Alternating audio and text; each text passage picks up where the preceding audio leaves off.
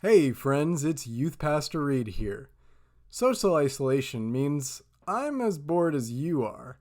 So I started having some deep thoughts like, Who is this God person anyway? so let's look at some ways to think about God.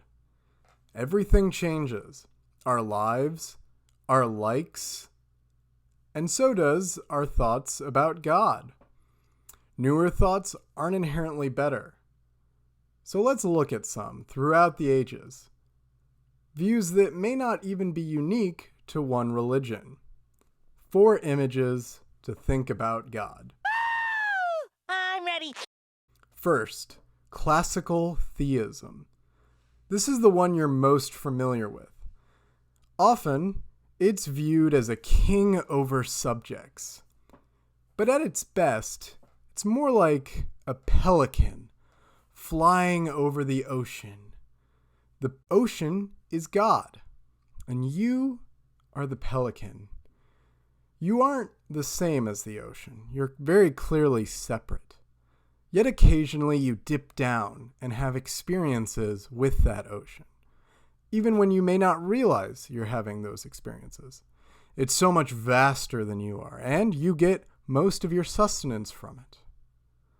A strength of this view is that it seems a lot like how we live our lives, with little connection of the divine except for brief spiritual experiences. A weakness is that this image can make God feel removed from our lives and our wants and needs. The second view, on the opposite end, is called pantheism. This is the view that God is everything. Imagine the ocean is God, and you are a wave. You're not here very long, you disappear. You're also not separate from the ocean. You are one part of this vast, changing thing. A strength of this view is that it could make you feel connected to everything, to be kinder to all living beings, as you see your interconnectedness, that you are one and the same. A weakness is that we don't really feel that way, most of us anyway. Our experience is radically different, where we are a separate thing from everyone else and from everything else. The only people that talk about having this experience are often mystics from across the religious traditions. They argue that doing a practice, like meditation, could help you experience what they do. A third view is panentheism. It's sort of a mixture of the two we've just gone over. It says everything is in God, or perhaps God is in and through everything. Imagine a sponge inside the sink with water all around it and inside it. The water is God, and you and all of creation are the sponge.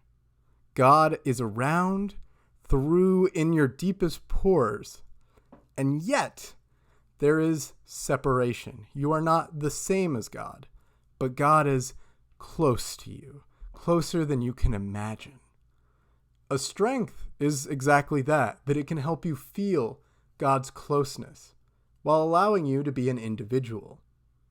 A weakness is that it means for God to be in and through everything isn't exactly clear how this process works. None of us could know. It's just an image trying to suggest something different than both classical theism and pantheism. Our fourth view is, well, it's an odd one. It's perhaps the most different of all of them. It doesn't play by the same games. It says the question of whether God exists is unnecessary, unimportant. It doesn't matter if God exists because we feel in our lives a call from something we name God. We have this experience of God, and that experience causes us to act in a certain way.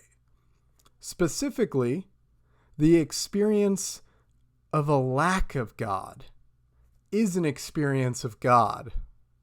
That's confusing, so let's use an image. Imagine you're on Snapchat, as I am not, but I assume you are. If you were waiting for a snap from someone, it's all you want in the whole wide world. You just stare at the screen waiting for that snap to appear.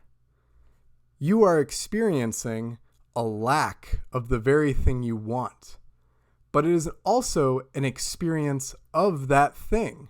The strength of this view is that it could push you to try to create God in the world as you feel the experience of God's lack. The weakness is that it's kind of confusing. I hope that these 4 images of God can help you think of the new ways to imagine God that you might not have even thought to look into beforehand. And I hope that you have a great rest of the week.